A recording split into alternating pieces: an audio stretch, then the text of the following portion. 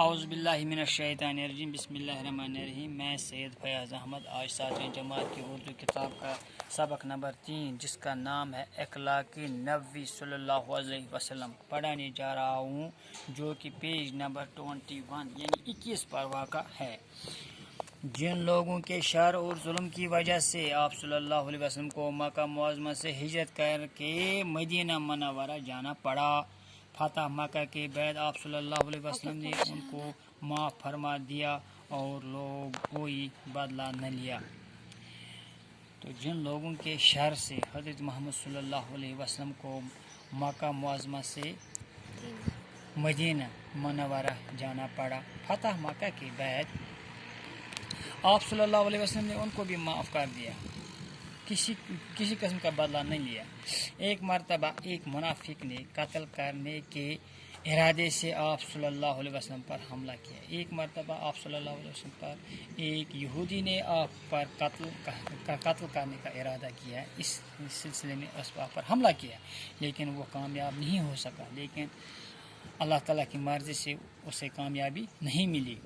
حضور صلی اللہ علیہ وسلم نے اس کو بھی معاف کر دیا۔ تو حضور صلی اللہ علیہ وسلم کے اخلاق ایسے تھے، انہوں نے اسے بھی معاف کر دیا۔ ایک بار آپ صلی اللہ علیہ وسلم بازار سے گزر رہے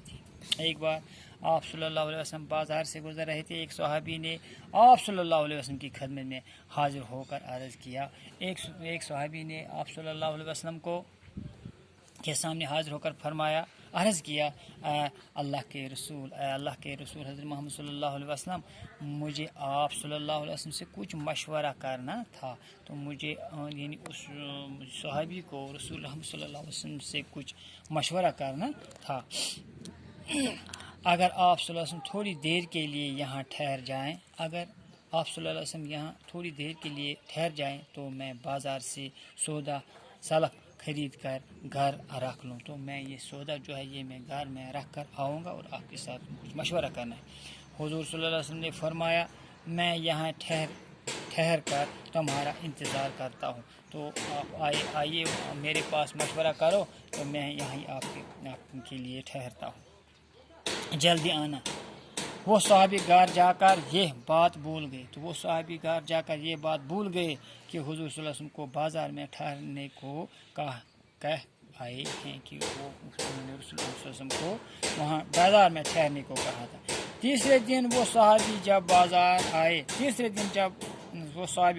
تو دیکھا کہ حضور صلی اللہ علیہ وسلم وہاں کھڑے تھے، رسول اللہ صلی اللہ علیہ وسلم وہاں کھڑے رہے تھے۔ یہ ہے انسانیت کے محسن حضرت محمد صلی اللہ علیہ وسلم کی پاک سیرت، ایفائے عہد اور بے مثال اعلیٰ اخلاق کا نمونہ، یعنی یہی ہے رسول رحمت صلی اللہ علیہ وسلم کی اعلیٰ اخلاق کا نمونہ۔ تو انشاءاللہ باقی ہم کل پڑھیں گے، باقی وسلام۔